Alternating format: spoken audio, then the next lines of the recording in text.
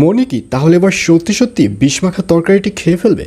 বিস্তারিত জানতে সম্পূর্ণ ভিডিওটি দেখতে থাকুন। আসসালামু আলাইকুম প্রিয় দর্শক, সবার কি অবস্থা? হাজির হয়ে গেলাম দীপ্ত টিভির নিবেদিত মাশরাফি জুনিয়র নাটকের 1080তম পর্বে কী সব ঘটতে চলছে তার অগ্রিম খবর নিয়ে।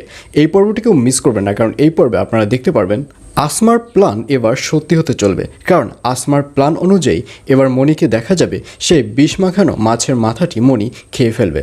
তবে আশ্চর্যজনক ব্যাপার হচ্ছে, মনি সেই বিষ মাখানো মাছের মাথাটি খাবার পরও তাকে অসুস্থ হবার কোনো কিছু দেখাই যাবে না, তাকে পুরোপুরি সুস্থভাবেই দেখা যাবে। এবং এক পর্যায়ে ওখানে মন্টু চলে আসবে। মন্টু এসে বলবে, কী ব্যাপার, রাতের খাবার শেষ করেছো? তখন মনি বলবে, হ্যাঁ এইমাত্রই তো শেষ করলাম। তখন মন্টু বলবে, আসলে মন্ডা ভাইকে নিয়ে খুব টেনশন হচ্ছে, মন্ডা ভাই কতদিন বাড়িতে নেই, বুঝতেই পারছি না কোথায় আছে। আর এই কথা শুনে মনি বলবে, তবে আমার কেন জানি মনে হচ্ছে যে খুব তাড়াতাড়ি মন্ডা ভাই আমাদের মাঝে চলে আসবে। আর এইসব কথা শুনে আশ্চর্য হয়ে যাবে মন্টু। মন্টু বলবে, কেন, তুমি কি করে বুঝলে যে মন্ডা আমাদের মাঝে আসবে? আর এই কথা শুনে মনি বলবে, আমার কেন জানি মনে হচ্ছে, আমার মনে কেন জানি বারবার ডাক দিচ্ছে। আর অন্যদিকে রুনা ম্যামকে এবার দিলার বেগমের প্ল্যান অনুযায়ী বদ্ধ ঘরে আটকে রাখবে দাদাভাই এবং দিলার বেগম, এবং রুনাকে আটকে রেখে অন্য একটা রুমে এসে দাদাভাই এবং দিলার বেগম যখন বসবে তখন দাদাভাই বলবে, ম্যাডাম আপনি যাই বলেন না কেন, আপনি যে কাজটি করেছেন আপনি কাজটি মোটেও ঠিক করেননি। একটা সুস্থ মানুষকে কিভাবে এরকম একটা বদ্ধ ঘরের মধ্যে আটকে রাখে? আর এই কথা শুনে দিলার বেগম রেগে যাবে।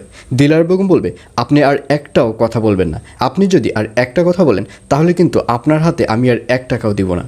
আর এই কথা শুনে দাদাভাইকে দেখা যাবে সেও রেগে যাবে। দাদাভাই বলবে, আপনি কি করে ভাবলেন যে আপনার টাকা আমি নেব? আপনি যদি আমাকে টাকা দেন আমিও আপনার কোনো টাকা এই হাত দিয়ে নিব না।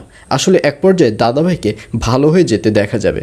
আর অন্যদিকে রুনা ম্যামকে দেখা যাবে সে একা বদ্ধ ঘরের মধ্যে অনেক বেশি ভয় পেতে থাকবে এবং চিৎকার দিতে থাকবে। সে আয়ান আয়ান বলে চিৎকার দিবে, কিন্তু কেউই তাকে খুলতে আসবে না। আর অন্যদিকে সাগরকে দেখা যাবে সে তার মাকে খুঁজতে থাকবে, কারণ অনেক রাত হওয়ার পরও তার মা ঘরে ফিরবে না। আর এই ব্যাপারটি দেখে সাগর এবং তুতুল মনে মনে ভাববে যে এভাবে তো কখনোই সে রাত করে বাড়িতে ফিরে না, নিশ্চয়ই তার কোনো একটা বিপদ হয়েছে।